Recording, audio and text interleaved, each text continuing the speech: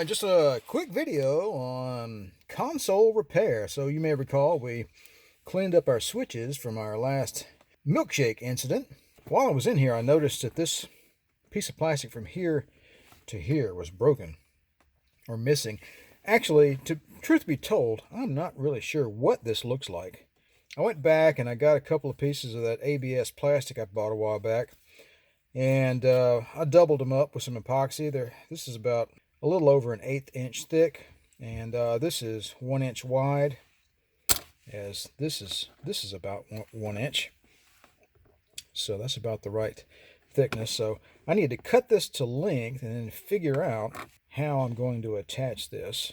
All right, so I've got two pieces of 1/16 inch ABS plastic JB welded together to make a slightly thicker piece, drilled holes in it with the Dremel tool, and screwed it into place. Clearly, it is not affixed to these sides here at all. I don't want to cover the screws clearly, so I'm going to come up with something that goes across here. Now, keep in mind that there are two hooks underneath this plate, and they slide into a recess under here and under here. So when you reinstall the panel, you'll install it slightly forward and then slide it into place, and those hooks will catch in there like that. So a little more head scratching, and I'm going to find a way to attach this. It'll probably come in the form of JB Weld, but all right, give me a few minutes. All right, here's the master plan. Yeah, right, I'm making this up as I go along. So I got some scrap sheet metal out of our stash, and I cut this 4.5 inches long by 7/16, sanded it down a little bit. I think maybe I will put 90-degree bends here and here, because this is a little lower than this. So have it step down and come across here and step back up. And once I get it shaped, I'll just JB weld it into place like that. And it will be attached to this, and this will be screwed down to the shifter. And this will no longer be able to go to flex, side to side. And I think that'll work out pretty good. All right, this is all coming together fairly quickly. So here's what I've got. A little hammering and a little vise action and some pliers and whatnot, and we have a shape that's somewhat like that. Now it touches this piece, and this rests here, and this rests here. So I think we're ready to bring some JB Weld into the picture. All right, I know this looks a little medieval, but what I've got here is some cardboard and some rags and some wood, and I'm using it to apply inward pressure against the side of the console, this way and that way, so that I can get all this stuff to butt up against one another.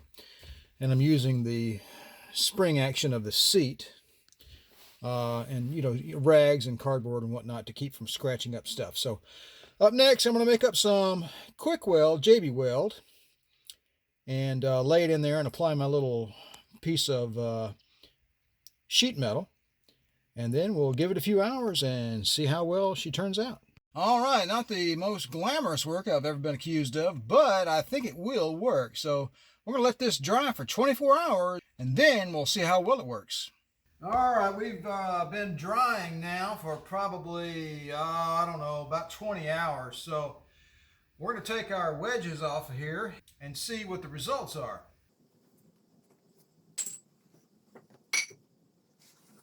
All right, here we are inside the car. Still need to wipe down some of the dust, but it looks like we have a nice firm attachment here. So if I were to just give that a little wiggle, I mean, it doesn't have to sit in there like a brick outhouse, it just needs to hold things together just a little bit. It's not like you're going to be banging on it or moving it around drastically. I tell you what, when you add JB Weld and some reinforcement sheet metal to some plastic, that really firms things up nicely. You may look at this and go, well, that's kind of a hack. But I would agree with you. It is kind of a hack, but it works. However, if you wanted to do this correctly, in my opinion, you would have to really remove the entire console from the car and rebuild it completely. One other thing that I need to do, I'd like to replace this clear plastic here on the shifter. As you can tell, it's got a little cracking here and it's slightly discolored, but I'm going to save that for a different day. Right now, I'm ready to get this car back out on the road because this weekend we have a road trip coming up. So up next, let's go ahead and put our console back together and get the car ready for a road trip.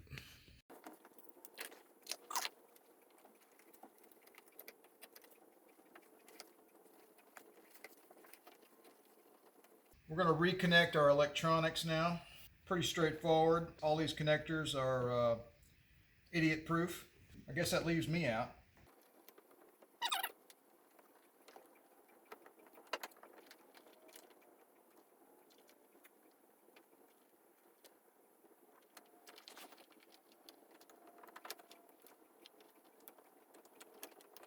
You want to take your time doing this. You don't want to get in a rush.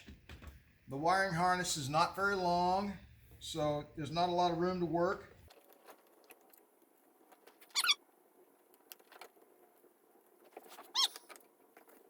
Now comes the moment of truth. Our little plastic hooks have to go forward of our plastic that we repaired, down under it, and then pull back.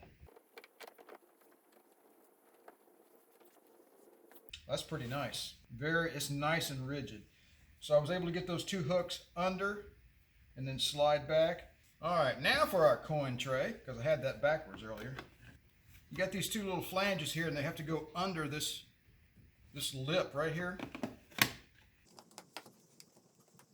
It goes in really tight, and you can break stuff real easy. So just go slowly.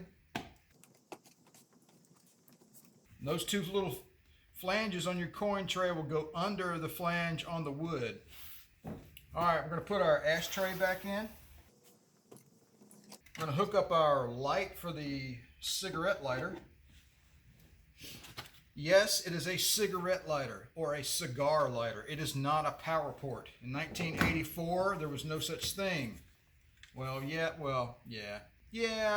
People were plugging in their CB radios to these.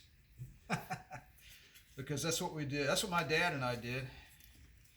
We would plug in our CB radio to the cigar lighter. All right, let's get the bulb.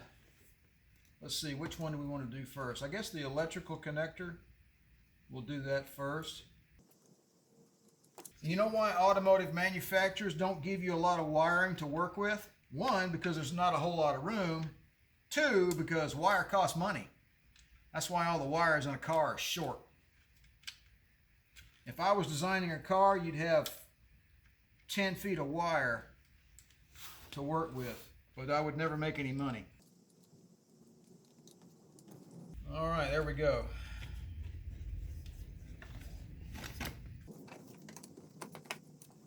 Now you got two screws that hold the ashtray in place.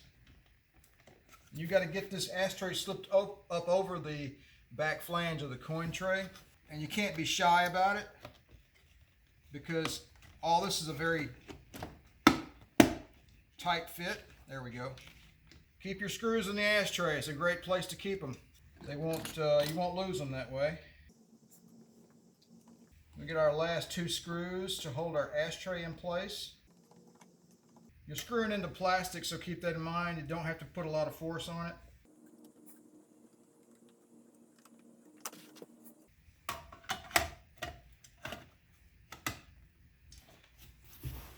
I quit smoking in 1992, but I like all my ashtrays to be clean and to work well, even though you never know, you might need a cigar lighter someday.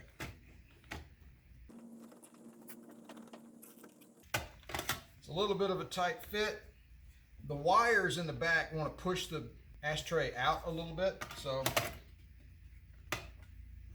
just got to play with it a little bit. All right, there we go. All right, let me clean this up with a little polish and I'll be right back.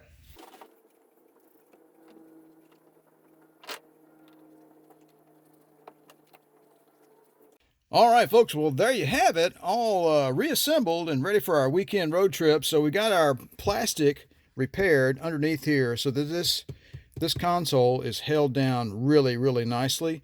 It also provides some horizontal support for the sides of the console. The plastic is attached to this as well, so there's no side-to-side movement in the trim on either side. So all in all, I feel pretty good about that. All right, folks, just a quick video on doing a little bit of repair work in the console here. So, hey, listen, I appreciate you guys stopping by my channel. Don't forget to like, share, and subscribe. And if you'd like to be notified whenever I release a new video, don't forget to click that little bell, well, down there maybe. Okay, hey, you guys take it easy, and remember to enjoy driving your classic Mercedes.